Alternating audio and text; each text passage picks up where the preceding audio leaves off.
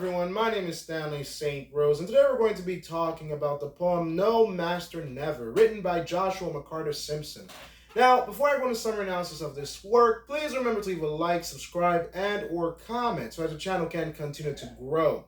So this poem is a very simple, very straightforward, very to the point type of poem.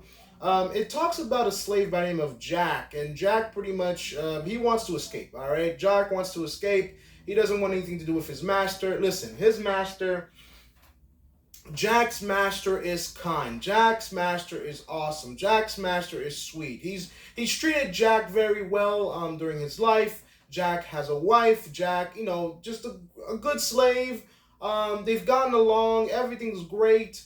Everything is just right where it's supposed to be. But, Jack wants to be free. Because, yes, although he has a good master, he still wants his freedom. He still wants to be free, to have his own liberty, to wake up when he wants to work where he wants to move where he wants to not have to ask permission to move, to sit, to eat, to marry.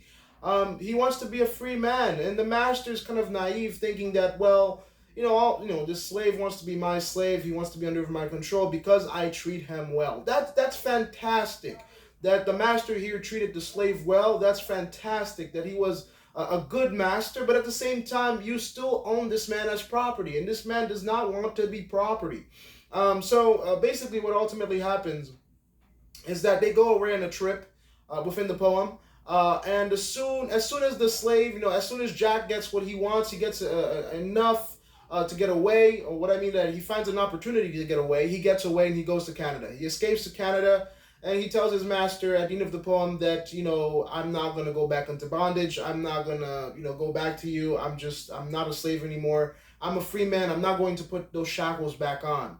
It's quite sad. I mean, there's loss for Jack too. He had a wife, he was married to a woman, and he won't see that woman ever again. But at the same time, the slave master, he was kind of like, look, I treated you well. I did everything I could. Why are you not coming back to be my slave? And that's the problem.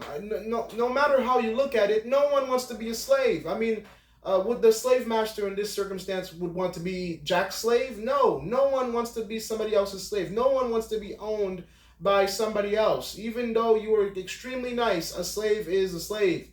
It's a very fascinating poem. It has a very fascinating ending. Even though, because sometimes when you're reading slavery literature, they always say that, the slave masters that were nice, the slaves just love those masters. Yes, that might be the case. Maybe the master was such a great master that the slave master was like, man, this is just a great person to be working with.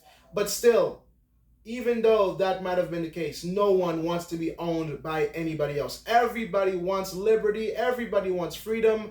Everyone wants autonomy. I mean, if you were sleeping in your own bed and somebody at any time of the day could come in and say, get up, we're going to go do this, or we're going to go to that, and you have no options, you can't say no because you are property. You have to do what they say. That would be hanging over your head for the rest of your life. So there's no way you can slice this up and say it's a good thing, and that, Jack should go back to being a slave. It's never fun to be underneath bondage. It's never fun to have shackles on you, to know that your life could be ended by your master at any time if you don't obey. Jack escaped. He went to Canada, and this showed that this in terms of deeper analysis, in terms of this poem, what we really should look up and hear, what we should pay attention to, is that, well, no matter how well the treatment is, no matter how good it is, the slave always wants to be free in every case, all right? The other thing is, the slave master was very naive. He thought that kindness and goodness and would keep Jack his slave forever. But yes, that's great. He was kind, he was good, but it does not mean that he should be an ownership of Jack. So this really showed you the time of slavery in America, what slaves felt. They loved good masters, they served good masters, but if there was a choice to choose between freedom and having a slave master, every single time, 100% of the time, if they're smart, they would choose to be free.